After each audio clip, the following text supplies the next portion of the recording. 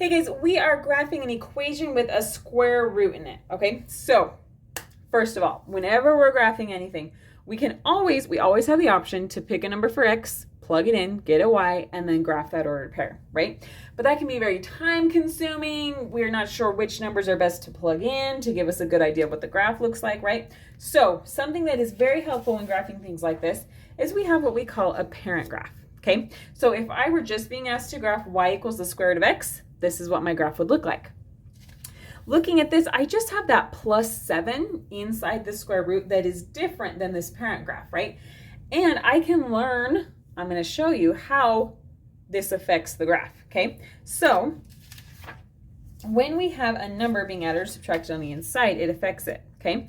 Now this doesn't apply to this problem, but I will link a problem in the corner where it does. If you have a number out front here, that affects your graph. And let me show you really fast what that looks like.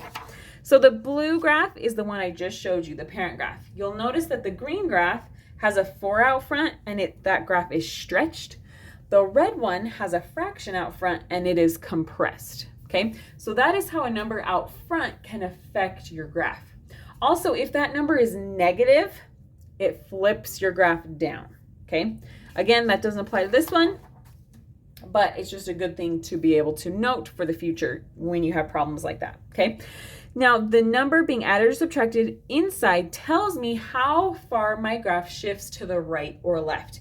You actually do opposite of the sign on this. So even though it's +7, which makes me think to the right, we're actually going to shift my graph to the left 7, okay?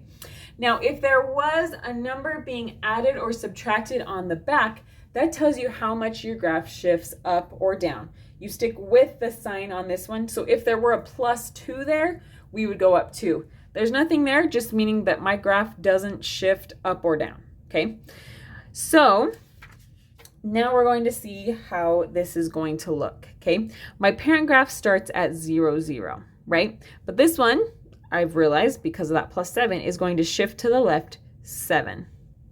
So it is going to start right there instead, okay? Now, some teachers, all they want to know at this point is that you know where the new starting point is and you know it makes a shape like that and you just draw it, okay? Great. If that's all they need, that's awesome. If they do want exact points, we're going to plug in a few points, okay? So we're going to make a table. Also, as you get to know the parent graph better, you might be able to know what the points are without even plugging anything in, okay? But for now, we will plug it in. So I know that if I were to plug in -7, I would get 0, right? Because that's a point on my graph. Now, because we are working with square roots, and not every number has a pretty square root, I'm going to think a little bit more about what numbers I'm plugging in here, okay? Because I don't want to end up with like the square root of 17 trying to figure out what that is, right? So I'm going to plug in -6 and -3, okay? Because you'll see that it gives me nice square root numbers. Now, if you don't mind working with decimals, go ahead and plug in whatever you want, okay? But we are going to first plug in -6. So I'm going to have y equals the square root of -6 plus 7, okay? Now, -6 plus 7 gives me 1, right? So I'm left with the square root of 1. Do you see why I picked -6? All right, so y equals the square root of 1, which is 1. So when I plugged in -6 for x, I got 1 for y. And let's go ahead and put that on our graph. It'll be right there.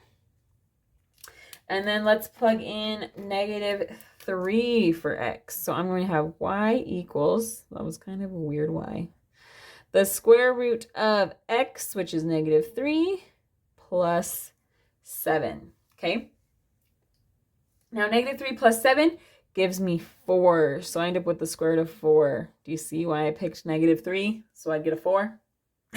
Okay, so the square root of 4 gives me 2. So when I plugged in -3 for x, I got 2 for y. Let's plug that guy in here and see -3 up 2. All right, so this is the general shape of my graph, okay? All right. Hopefully this made sense. If you need some more examples, I will link a whole playlist for you. Thanks.